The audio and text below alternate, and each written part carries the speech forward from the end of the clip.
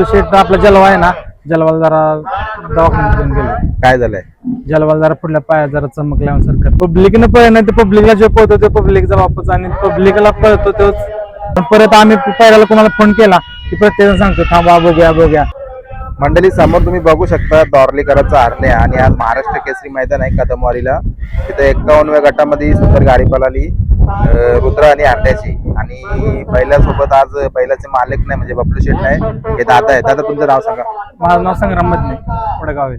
बरोबर, आज बबलू शेट नाही मैदानामध्ये. हा बबलू शेट आपला जलवा आहे ना, जलवाला जरा दवाखान्यात घेऊन गेले. काय झालंय?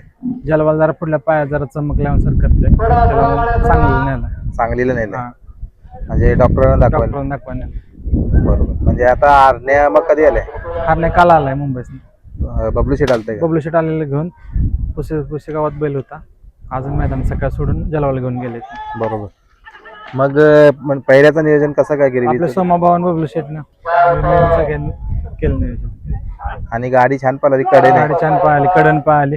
पलीकडे पण चांगली गाडी होती आपल्या 51 गटात. भारतची आणि राजाची होती गाडी चांगली. कडनी म्हणजे कड बसला तर हरण्याचं एकदम फेवरेट. म्हणजे कड आले की हरण्याचा काय विषय नाही. मला वाटतं आतापर्यंत खूप साऱ्या मैदानामध्ये कडेला सेमी फायनल पण घेतलेली आहे वाटतं त्यांनी. बैल सासाची कडनं गाडीच हे करत. कोणी पळवली गाडी यांची? आज छोट्या त्यावर पोरायचं छोट्याची पळवली. आणि आता किती दिवसानंतर बैल इथं पळायला आला? बैल आता खूप दिवस झालं बैल मुंबईतच होता. बैल जरा आरामावरच होता. आता झाले की त्या दिवशी जय मल्हार केसरीला पळायला सेमी पण काढलेली, पण लक्षाला फूक लावल्यामुळं सुट्टीला जरा त्यामुळे गाडी आपण निकाल बाद दिला. त्या दिवशी पण गाडी राहिली. एक चुकी मुलं कुठेतरी तो गुलाल गेला. त्यामुळे हरणे आता खूप दिवस झालं जरा व्हायचं चाललंय जरा थोडं व्हायचं, पण नाही काय तो काय कमी पडत नाही. तेव्हा त्याची वेळ आली की तो कार्यक्रम बरोबर करतो. आणि मला वाटतं जरी कमी पळाला तरी पण त्यांनी एक मोठा इतिहास त्याचाच रचून ठेवलाय. त्यात तो हरण्याचा आहे. आणि कुठेतरी मला वाटतं असं बैल धावणीला घडणं त्या मालकाचं भाग्यच असतील.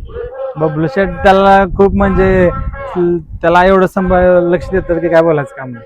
कुठला बैलगाडी मालक एवढं लक्ष देत नाही तेवढं बबलू शेट हरण्यासाठी करतात. कायम ते पण कायम 24 तास म्हणले तरी ते त्यासाठी तत्पर असतात. आणि एकच नाही तर मला वाटतं धावणीला 3-3 बैल आहेत. आणि आता नवीन खरेदी पण एक झालेली आहे. गुजरात जलवायला हरण्या. आणि जलवाला आता तुम्ही सुरुवातीला सांगितलं काय नक्की झालंय का त्याला?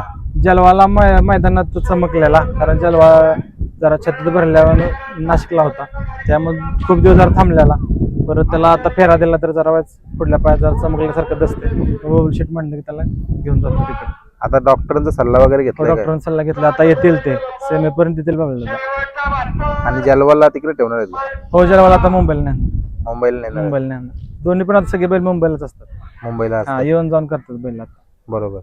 आता असं मोठा मैदान असला ना नामांकित महाराष्ट्र केसरी, हिंद केसरी, जेव्हा हरण्याचा 4था वर्ग आहे ना, त्यांना कुठेतरी एक म्हणजे अपेक्षा असते की आजच्या या मैदानाला हरणे असेल पळायला. सगळ्यांना असते हरण्याची अपेक्षा. हरण्या मैदानात येईल सगळेच विचारतात. आता आम्ही पण असतो सारखे हरण्या कधी येणार आहे. आता आम्हाला मैदानात कोणी बैठे तर विचारतात हरण्या आणलाय. म्हणजे हरण्यानं आमचा संबंध असं म्हणजे लय जवळचे. बघा आता आज बबलू शेट मला वाटतं सकाळपासून नाही ना? सकाळपासून नाही. म्हणजे तुम्ही सर्व काही नियोजन केलंय? आदित्य, मी. बघा, आणि एकदम अग्रेसिव्ह बैल होता तो बबलू शेट ऐवजी दुसऱ्या कोणाला सांभाळणं म्हणजे खूप कठीण होतं. आता तुमच्या हातावर पण आलाय, म्हणजे माया लावली तर काय बघा. तो शेवटी मुका प्राणी आहे, त्याला काय जेवढं प्रेम देईल तेवढं ते आपल्यासाठी करणार. बरोबर. आता त्याचे काही आठवणी काय सांगाल? त्याचा जो काल गाजवलाय तो आठवणीत येते का? आता काळ गाजवलाय म्हणजे त्याने एवढं केलंय की काय असं त्याच्या अपेक्षा नाही, फक्त आपलं चाललंय म्हणून चाललंय. बघा, आणि मला वाटतं मुंबईला पहिल्यांदा थार जिंकणारा सुद्धा तोच आहे. आता त्याच्यानंतर मला वाटतं शंभू आणि रायबा यांनी पण जिंकली थार. म्हणजे कुठेतरी मुंबईच्या बैलगाडा शहर क्षेत्रामध्ये ना हरण्याचा खूप मोठं नाव आहे. त्याच्यानंतर तो मुंबईचा बिंजोर गाजवून त्यांनी इकडे सुद्धा आपलं नाव घाटाव पण त्यानं खूप नाव केलं, भरपूर नाव केलंय घाटाव त्यानं. आता बैल थोडा मला वाटतं उत्तर वयामध्ये आलाय. आता काय वाटतं तुम्हाला किती वर्ष पळेल अजून? बैल म्हणून तर आपण बघत बबलू दादा म्हणाल तसं बाबा बैलाची काय कंडिशन असेल बघत बबलू दादा थांबून पळवतात. त्याला पण लय त्रास देत नाही, ते पण त्रास घेत नाही, त्याला पण देत नाहीत. बघा, मला वाटतं 2023 ला दावणीला आला खरेदी होऊनच्या डिसेंबर का नोव्हेंबर महिन्यामध्ये. तिथून त्यांनी सुरुवात केली तर आतापर्यंत तो नाव टिकून ठेवलंय, थांबलेलाच नाही. आणि आज पण बघा समालोचक ज्या वेळेला गट निघला त्यावेळेला दॉर्लीकरांचा हरण्या, काय बोलाल? डॉर्लीचं नाव त्यानं खूप केलंय घाटावरती.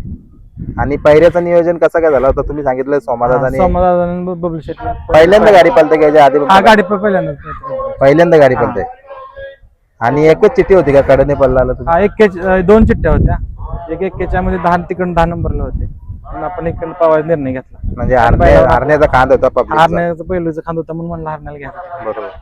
आता कुठलाही नंदी आपल्या धावणीला असला पब्लिक पळणं किंवा आतून पळणं काय बदल असतं याच्यामध्ये, काय सांगाल तुम्ही? पब्लिकनं पळणं ते पब्लिकला जो पळतो तो पब्लिकचा वापस आणि पब्लिकला पळतो तोच टॉपला जातो. बरोबर.